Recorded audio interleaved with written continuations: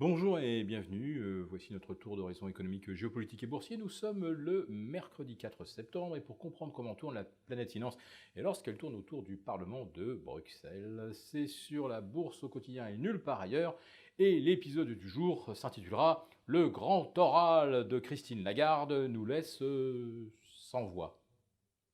Oui, ce matin, Madame Christine Lagarde venait répondre aux questions des députés européens concernant sa façon d'envisager son rôle de future patronne de la BCE. Un grand oral important, voire décisif s'il en est. Et à propos d'éléments décisifs, eh bien justement, Christine Lagarde estime qu'en Europe, les choses vont très lentement. Puis d'un seul coup, elles se mettent à aller très vite. Bon, c'est une loi naturelle. On sait par exemple que les plaques tectoniques frottent patiemment pendant des fois des décennies, voire des siècles, avant que d'un seul coup, craque, la croûte terrestre ne cède et qu'on ait un grand séisme. Même Stéphane Jay Gould a pu démontrer, avec les extinctions massives d'espèces au cours des milliers de siècles précédents, que la nature met parfois des centaines de millions d'années à reconstituer ses forces, et puis d'un seul coup, c'est l'explosion de nouvelles espèces, animales, végétales, etc. Donc en Europe, il y va un petit peu de même en matière monétaire, puisque c'était bien ça le sujet.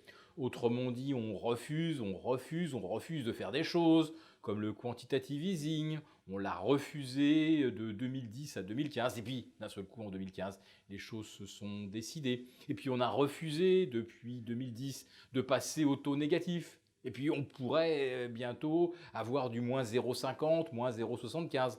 C'est tout du moins ce que nous disent les marchés obligataires. Quand on voit que le 3 ans français est à moins 0,85, le 3 ans allemand à moins 0,96, ça veut donc dire que d'ici 2 ans, on sera passé effectivement au taux négatif. Mais avec quelle efficacité ? On sait d'ores et déjà que des taux négatifs n'ont jamais donné les résultats attendus sur l'économie. Par contre, naturellement, ça contribuer à encourager les bulles d'actifs, les bulles spéculatives. Sauf que là, si les banques centrales se mettent à déchaîner tout leur arsenal monétaire, ça veut dire qu'elles sont un petit peu en panique et que la situation économique sera franchement mauvaise, ce qui amènera naturellement à réviser les objectifs de profitabilité des entreprises. Et je ne parle même pas de celles qui sont déjà surendettées et qui n'ont pas de problème avec les intérêts, puisque les taux sont à zéro, naturellement, qu'elles se sont déjà largement refinancées à zéro. Non, le problème aujourd'hui, c'est pas de payer les intérêts, c'est de rembourser le principal. Or, lorsque l'économie rentre en récession, qu'on fait moins de chiffre d'affaires, moins de marge, eh bien, à un moment, on ne peut plus rembourser.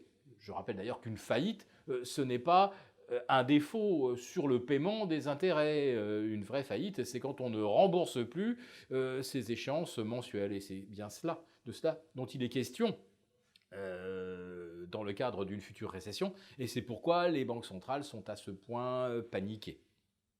Alors Madame Lagarde a dit qu'il y a beaucoup de choses qui n'étaient pas de son ressort, mais elle s'est quand même permis de dire ce qu'elle souhaitait. On comprend à demi-mot que l'objectif de 2% d'inflation qu'on s'est fixé il y a 2 décennies, ce n'est peut-être pas pertinent ou ça ne l'est plus, peut-être faut-il revenir là-dessus.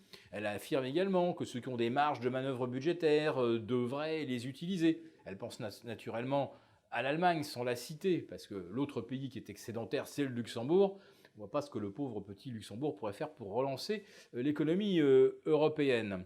Donc l'Allemagne a des marges de manœuvre, elle dégage même des excédents, sauf que les Allemands, de leur point de vue, se disent « Ouf, on a bien fait d'accumuler des excédents, on a bien fait d'accumuler des quantités de liquidités considérables, car la conjoncture elle est ce qu'on constate aujourd'hui.